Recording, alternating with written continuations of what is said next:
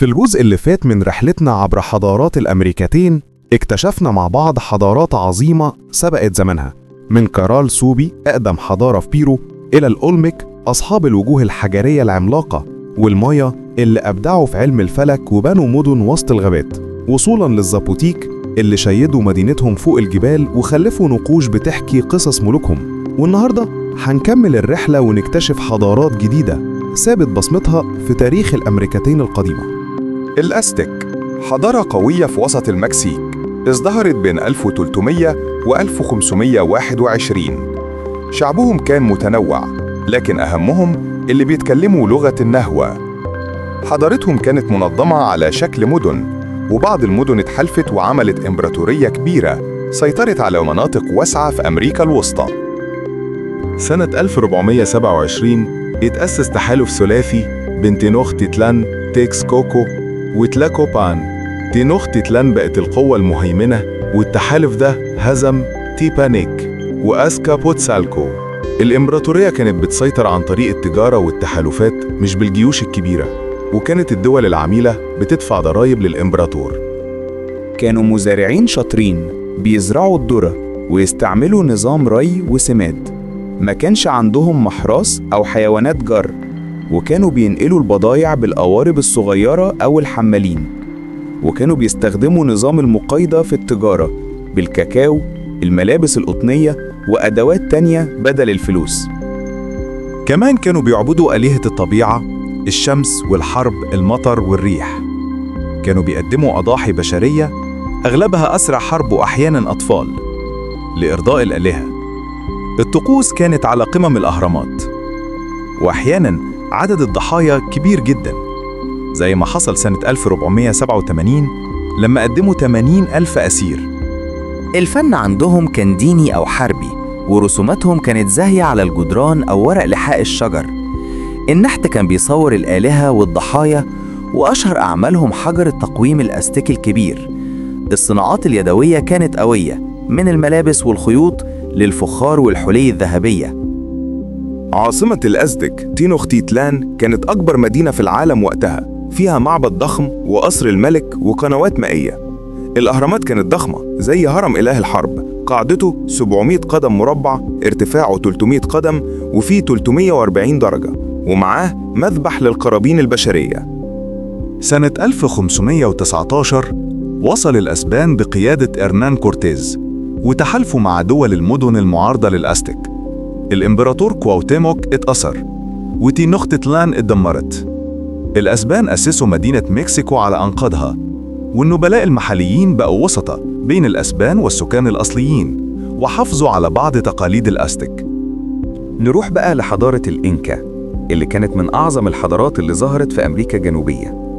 اتأسست في القرن ال15، ورغم إن الأسبان غزوها سنة 1532، لكن لسه لحد النهاردة أثارهم وثقافتهم بتبهر الدنيا كلها.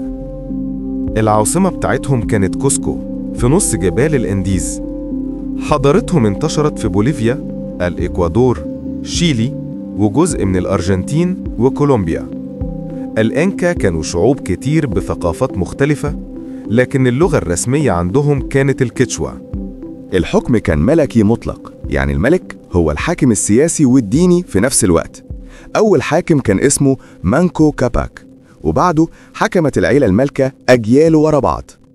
الإنكا كانوا منظمين جدا، المجتمع متقسم لعائلات صغيرة اسمها بوريك، وكل 10 عائلات بيشرف عليهم واحد اسمه تشونكا كامايوك.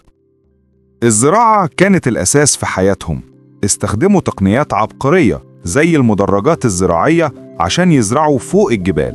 زرعوا محاصيل زي البطاطس والذرة والكينوا، وكمان عملوا نظم ري متقدمة بتوصل المية لكل حتة. فنهم ومعمارهم كان تحفة، بنوا معابد وقلاع زي ماتشو بيتشو وكوري كانشا اللي بتبين عبقريتهم في البناء.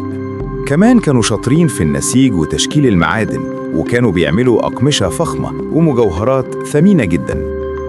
الدين كان جزء مهم جدا في حياتهم، كانوا بيعبدوا آلهة كتير، وأهمهم إله الشمس إنتي. عشان كده كان عندهم احتفالات وطقوس دينية كتيرة عشان يطلبوا البركة والخير.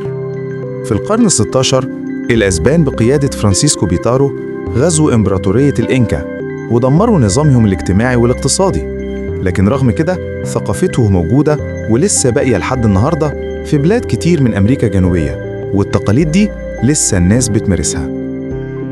ودلوقتي بقى هنتكلم عن تيوتيواكان، المدينة الأثرية القديمة قرب مكسيكو سيتي.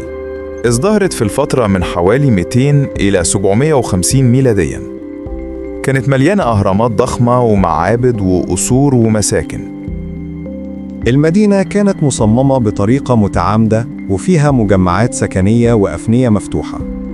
من أبرز مميزاتها تماثيل الثعابين المكسوة بالريش على معبد كيزواتسكواتل، بتمثل أيام السنة وبتدي إحساس بسحر المدينة وحياتها الدينية.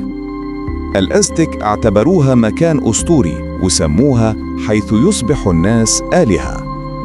المدينة كانت مركز للتجارة والدين، وسكانها وصلوا حوالي 150 ألف نسمة، وفيها ورش للحرفيين وصناعات الفخار والأدوات، وكانت مقسمة لأحياء حسب المهن.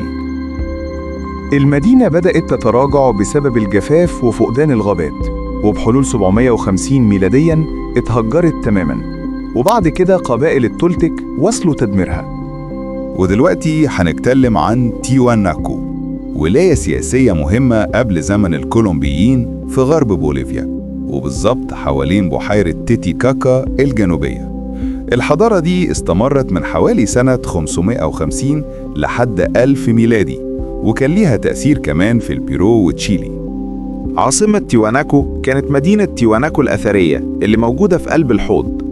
المنطقة دي كانت مشهورة بالزراعة على نطاق واسع، واللي كانت بتدعم سكان العاصمة. الباحثين لسه مش متأكدين إذا كانت تيواناكو دولة بيروقراطية أو اتحاد مقسم لقطاعات، وفي نظرية قديمة بتقول إنها كانت إمبراطورية عسكرية، لكن الأدلة مش قوية. كانت حضارة مضيافة ومتعددة الثقافات، وكانت بتجمع الناس من بعيد عشان يشاركوا في بناء آثار ضخمة ومهرجانات دينية وتجارة اللغمة وتكريم الآلهة. خارج حوض بحيرة تيتيكاكا كان في مستعمرات لتيواناكو على ساحل البيرو وشمال تشيلي. رغم الروابط الثقافية، النفوذ السياسي كان محدود، وكانت القوة أكثر ثقافية وانتشارها واسع. خارج حوض بحيرة تيتيكاكا كان في مستعمرات لتيواناكو على ساحل البيرو وشمال تشيلي. رغم الروابط الثقافية، النفوذ السياسي كان محدود، وكانت القوة أكثر ثقافية وانتشارها واسع.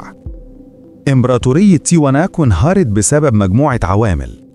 الجفاف الطويل أثر على الزراعة والغذاء، نقص الموارد قلل التجارة والمهرجانات، الصراعات الداخلية أضعفت الدولة، ونفوذها خارج الحوض بدأ يضعف.